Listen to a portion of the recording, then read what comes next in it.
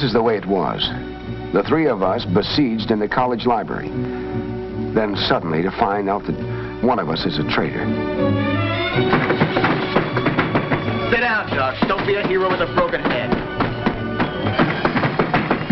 Open the door, Johnny. Johnny, I said open it.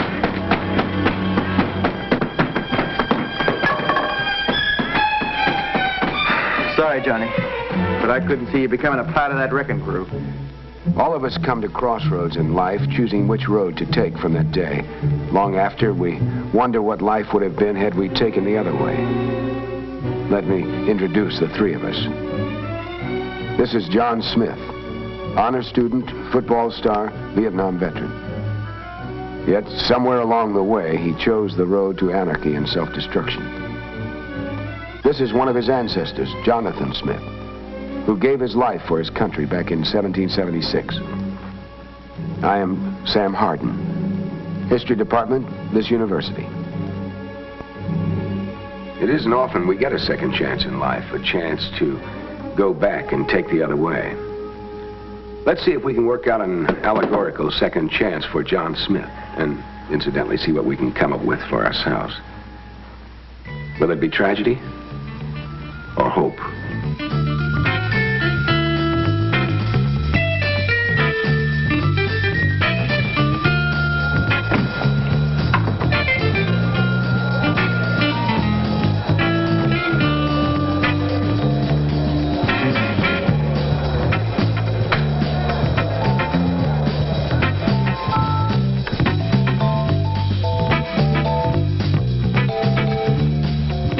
To go back a ways, back to when John Smith came in here tonight, we had reason to think he was here to protect the valuable medical books from the rioters.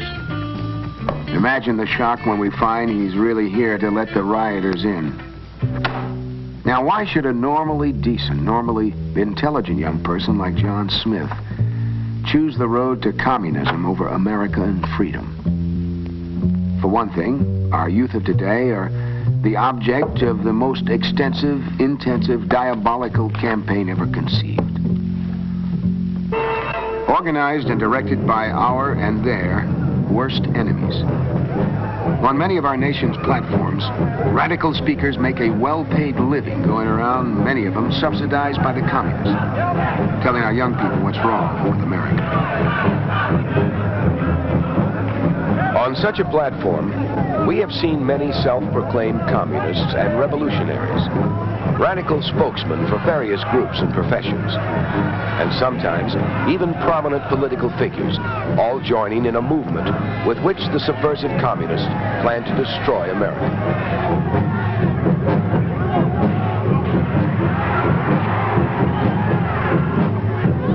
And why do so many of our young people fall for it? Some of it, of course, is mass hysteria, not stopping to think things through. Not stopping to analyze the character or the motives of who's talking. A typical line from such rabble-rousers is, if America don't come round, America should be burnt down.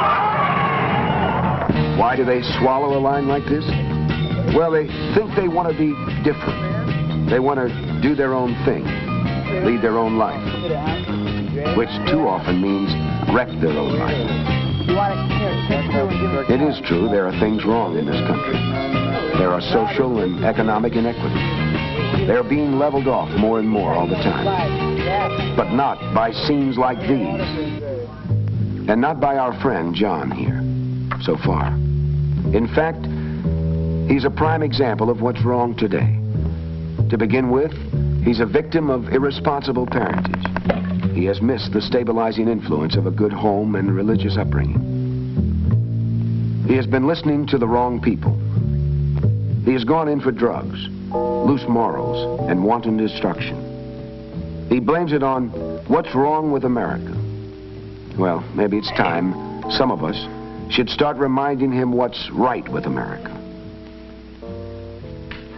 Hey, what's going on here?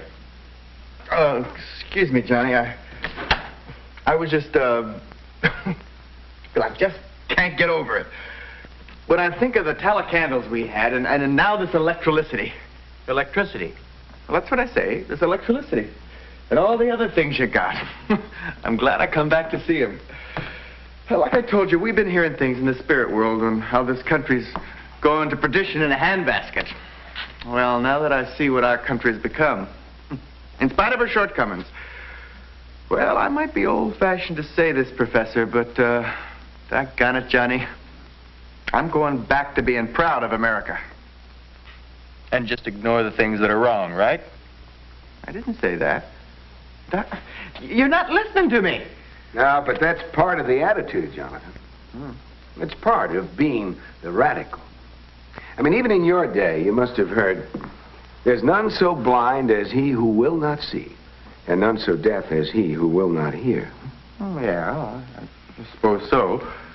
Well, our friend John here, your descendant, in that one sentence he has illustrated the two basic tenets of being the true radical. He takes what you say, and then deliberately he twists it around. And then he accuses you of doing the very thing he's doing himself. He is?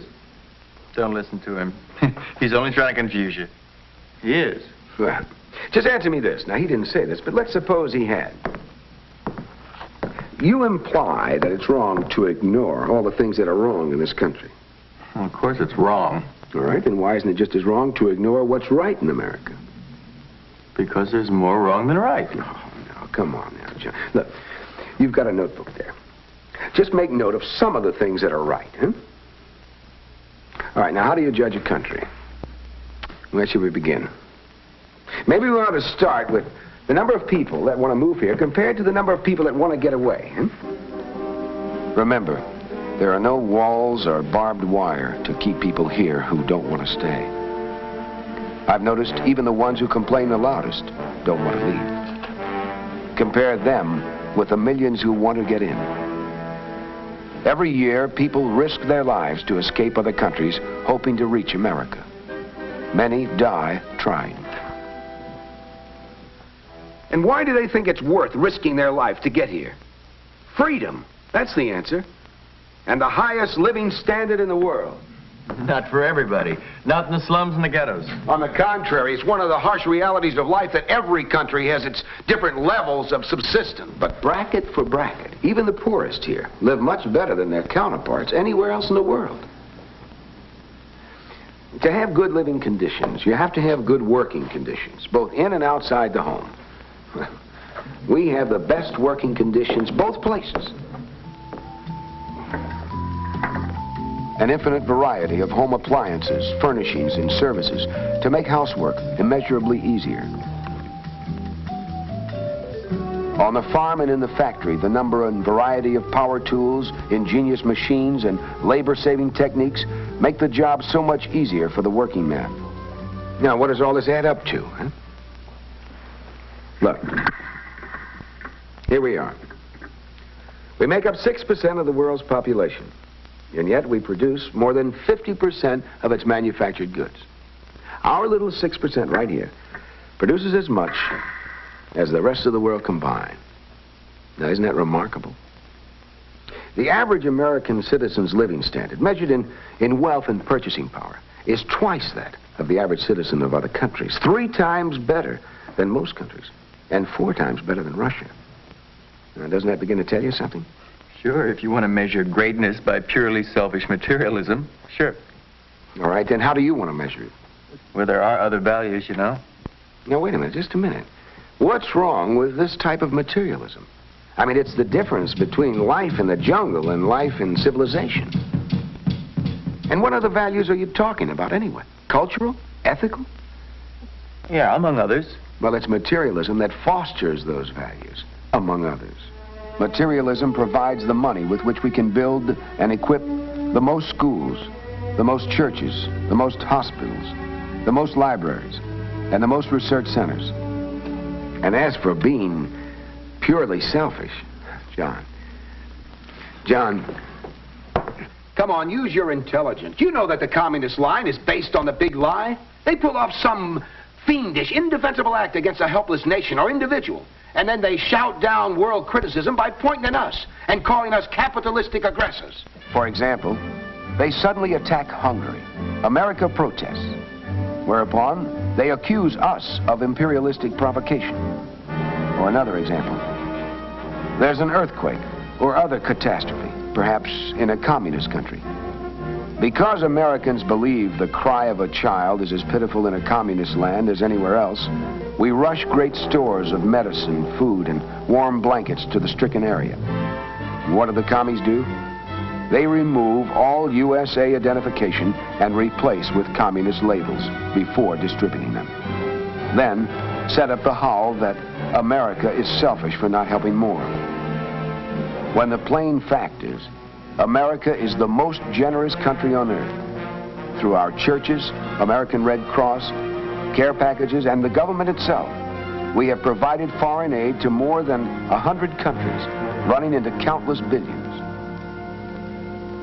The United States has given more to needy nations, including communist countries, than all the communist countries put together have given to other nations throughout all time.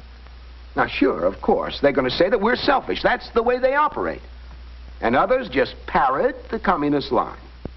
On the other hand, outright gifts are only one way America aids other nations. As we constantly raise our standard of living, the spin-offs raise standard of other countries. America is the world's greatest inventor and perfecter. Now, Jonathan here seems to like our electric lights. I surely do. But then I like everything I see. Well, I think that makes a very good example. I said we were inventors and perfecters. Now, we didn't invent electricity. But the basic facts of electricity were known some 2,000 years, even before there was an America, by scientists in Greece and in England and in Germany. And for 2,000 years, nobody knew what to do with it. It remained for Benjamin Franklin to harness it. And his inventions were the basis from which later Americans invented and developed the electric light and the telephone, intercontinental radio, motion pictures, television, and so on. Hello, my honey, hello, my ragtime gal. My baby, send me a kiss by wire. Other Americans have given the world the automobile, steamships, trains, planes, refrigeration, and the mechanized home, factory, and farm, and most of the medicines now used around the world. Again, some of these were known, or at least suspected in rudimentary form, but it remained for America to really develop them and give them to the rest of the world to enjoy. And mind you, John, America is only 300 years old, really just 200 years old as a nation. And yet, these 200 years, largely due to America, has seen the development of mankind as a whole increased astronomically over all the thousands of years before that put together. Now tell me, John, what does this country have to do to rate your respect and admiration? May I say something? Sure. Well, it's done me a sight of good coming forward in time like this, to see how wonderful things have turned out. But I wish I could take you back with me, back in time, back those 200 years when we were starting as a nation. I wish you could have seen this country then. Oh, it was pretty. Wild, but pretty. All woods and streams and hills and valleys, with patches of little farms. At first, most of us lived on farms. Because homes were scattered, each family was closer together. And because we lived so close to the land, and close to the seasons and growing things, well, maybe it helped us feel closer to God. Oh, it was back-breaking work, farming those days. When I see how farming is done today, whoo-hee, it's hard to remember our first scratchings of the earth with the end of a stick. You just can't believe how much easier it's made the work all over the world. Because of mechanization in this country, only 5% of our people farm anymore. Yet the nation is the best fed it ever was, and we supply a lot of food to other countries. Of course, while better farm tools solved one problem, they raised some new ones, too. Farm workers were freed to go into other kinds of production, and other production was sure needed. But how could they go? Travel, I mean. That's right. No highways. No, but there were waterways. Ahoy, mate. I'm interrupting something, I hope. Jack. Oh, there you are, Jonathan. Gentlemen, this is Jack. Captain Jack Smith. This is Professor Harden. Ah, Professor. Hello, Captain. Well, is this himself? It is. Here's another one of your ancestors, Johnny. Captain Jack Smith. What ho, Johnny? Hello. Oh, and a fine broth of a lad he is. Begorra, Johnny, we could have passed for twins, couldn't we now? Except for me Irish mother, who gave me this red hair. You're John Smith? No, 200 years before me he was. I'm Captain Jack. Captain Jack was with Rabbit Fulton. Were you the captain of the Claremont? No, but I was aboard it. Toot Fulton and I grew up together. Toot. Well, that's what we called him, us Pennsylvania farm boys. Toot was all the time dreaming up something. I mind the time he was 13. He fixed up a paddle wheel to our fishing boat so we wouldn't have to row it. He'd sit in the stern and go, toot, toot. Then later he dreamed up the steamboat. In a way. Of course, there have been boats ever since Noah's Ark. The principles of the steam engine were known in Greece over 1,000 years ago and never developed, or even the two things thought of together. No, not till America. That's right. Because you see, Johnny, in America, well, people have always been free to dream and to work to make their dreams come true. A lot of American inventors worked on the steamboat. There was Fitch, and Stevens, and Rumsey, and Livingston. Of course, some of the boats weren't much bigger than rowboats, and it was a hard time they had going more than 3 miles an hour. A Green Mountain boy could walk faster than that. If he could find 3 miles of open ground. Fulton designed a special boat with a special engine. We run it from New York to Albany and back. 32 hours up, 30 hours back. But the round trip, mind you, was nigh on 300 miles. And that's something a steamboat had never done at all before. So that's why Toot Fulton gets credit for the first steamboat. That was the Claremont. Sure. But her full name was Catherine of Claremont. Catherine was the name of Fulton's wife, and Claremont was the name of her papa's farm. You see, he put up part of the money. Oh? People forget things. They forget all the other things that Fulton did to advance water travel all over the world. You see, the way he saw it in this new wilderness land, It was a heap easier to build waterways than highways. Why, he dreamed up a system for making rivers more navigable and tied them together with canals. Indeed, he even invented the first power digger to remount rivers and dig canals. he planned the Erie Canal from the Hudson River to Lake Erie, one of the first real steps in pushing this nation westward. And did you know he built 15 more steamboats, including the Raritan and the New Orleans, that opened up power shipping up and down the Mississippi? Now, the New Orleans, that's the one I was captain of. Oh. And he worked in Europe, too, didn't he? Oh, indeed he did. He helped several countries with their river and canal systems. So you see, Johnny, America was still young, not much older than you are now. Already she was helping other countries, and she's been doing it ever since. And I don't need to tell you what better getting around means for any nation. If this nation had done nothing else, she's justified her destiny by developing power transportation for the world. Water, land, and air. And remember, all this in little more than a century. 100 years. Why, that's no time at all, when we can trace other civilizations back 10,000 years.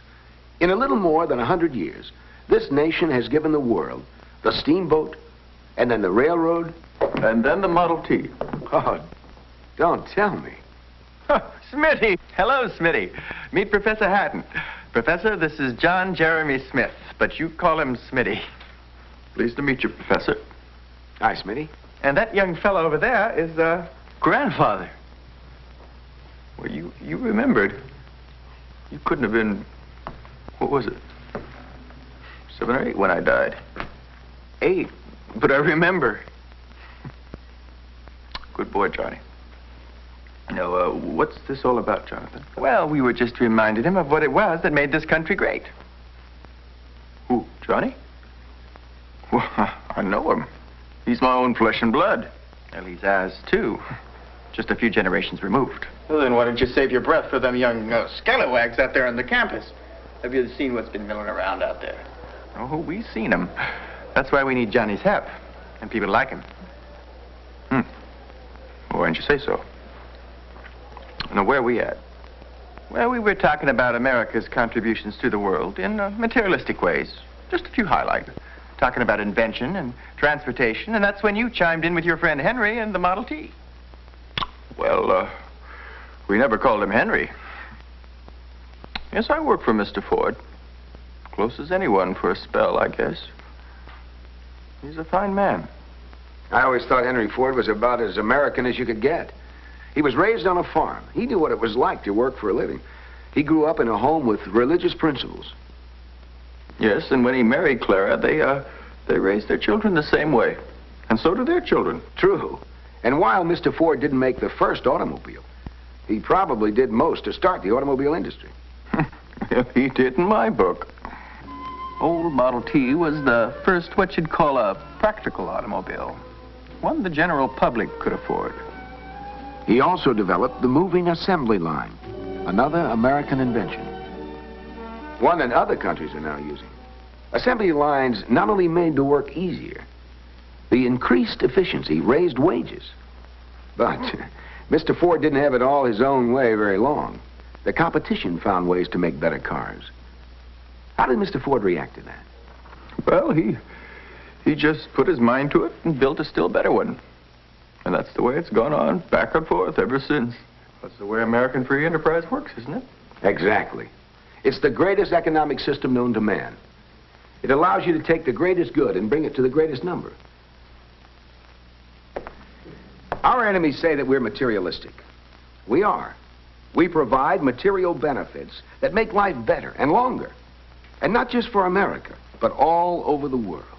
I wish I could say we were completely unselfish. But I can say this. We are the least selfish nation on earth. Now, is that wrong? Our enemies say that we're capitalistic. We are. But you need capital to build schools and hospital and industrial plants, to lighten labor. The last time I was in Detroit, I was in the Ford plant. It could have been General Motors or Chrysler, but it was Ford. I saw a huge press stamping out fenders, and I asked the foreman, how's it operated? He told me, the man pushes the button, and the conveyor carries them away. Well, how much does a machine like that cost? $500,000. Just one machine? Just one. Of course, not many machines cost that much money apiece. But in all American industries, nationwide, the average cost of power tools and equipment and inventories was more than $35,000 per worker. Now, American industry has put up that capital so that they can produce more and better goods, less laboriously, and in a competitive market, so that more people can enjoy more and better products. Now, that is the American capitalistic system. Is that wrong? No.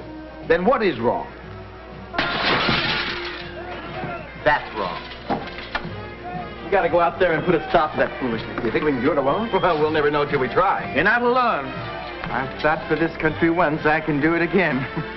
I may be a spirit, but this old musket's solid enough. Those is captain's fodder, picora. Oh, sorry. It's the best I could find. It's a little crooked, but I'll straighten it out on somebody.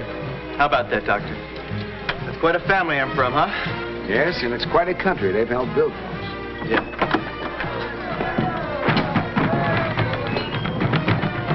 Wait a minute, fellas. What's the matter, Johnny? You've given me something better than this. We've had it all along, we just haven't been using it enough. I'm gonna go out there and tell them what's right with this country. That's still our best weapon. When detractors start on what's wrong, we're gonna counter with what's right with America. It may make the difference, you know, between today's tragedy and our hope for the future. Let's try it, huh?